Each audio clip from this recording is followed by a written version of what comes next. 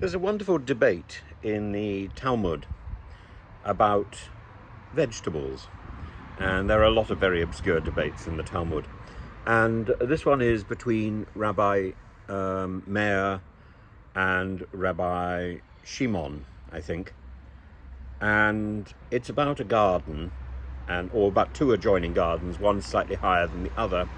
And if plants grow in the area in between, to whom do they belong? Do they belong to the person who has the upper garden, or the person into whose airspace they are encroaching, who has the lower garden? And there are a variety of rather absurd propositions. And in the end, the scribe, Ephraim the scribe, says that the law of the land takes precedence over this sort of bickering. Now, there's also a rather brilliant intervention by Rabbi Meir, who says that if you can lean over and touch the vegetable, then it's yours, which I think is rather lovely. Now, instead of thinking about ownership, I think we should think about responsibility. And if we applied this principle to the small boats problem and to migrants, then I think we will be in very interesting debating territory. Because if you can reach over and touch, or if the migrants are in your sphere of interest, then they are your responsibility. If they move to another sphere of interest, then they are their responsibility.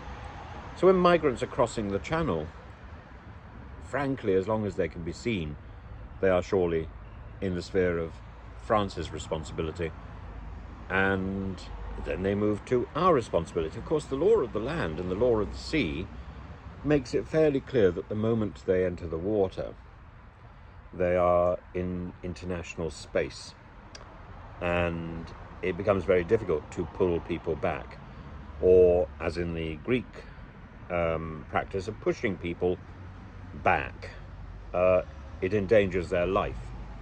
And the safety of people's lives is paramount, no matter what the debate. And I think we've stopped focusing on responsibility. We've started to focus instead on our ownership and our rights. And we need to think of our responsibility to others first. And therefore to shoulder the burden of people coming to our country, to ensure that they're processed quickly and sent back to where they came from if they don't have a right to asylum. The broader question is whether or not the principles of asylum are sound. And these are being questioned again and again. And asylum from which countries, and where people cannot be sent back, even if they are judged by the Home Office and the asylum review boards not to merit asylum. So someone coming to the UK from Afghanistan or from Iran cannot be sent back to those countries without fear for their life. So where do they go? At that point, you have to look with regret to the discussion that has dominated the Conservative Party since Brexit, and the rise of the Rwanda plan and the absurdity of that plan. If the plan were presented as a means of outsourcing our responsibility, and particularly of accommodating people who cannot be sent back to their country of origin and must be sent on to a third country, that would be understandable and actually quite a good idea. The fact that it was presented as a deterrent to stop people coming to the UK in the first place makes it absurd. People who are desperate will not acknowledge any deterrent. It's absurd. It's nonsense. And it hasn't worked. And in the process of putting forward her deterrent, Suella Braverman, it wasn't even her deterrent, it was Priti Patel's deterrent.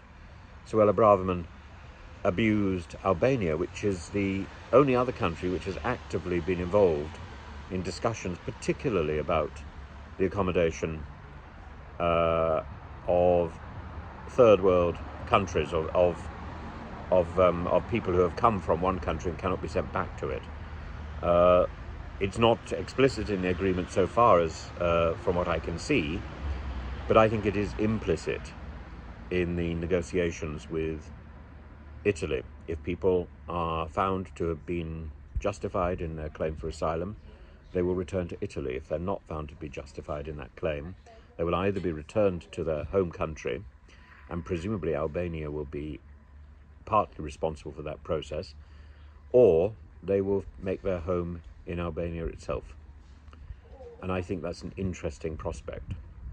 And we are the worst for not being involved in that sort of negotiation. I trust that's something that the Labour Party will engage in when it seizes power, when it takes power on July the 5th.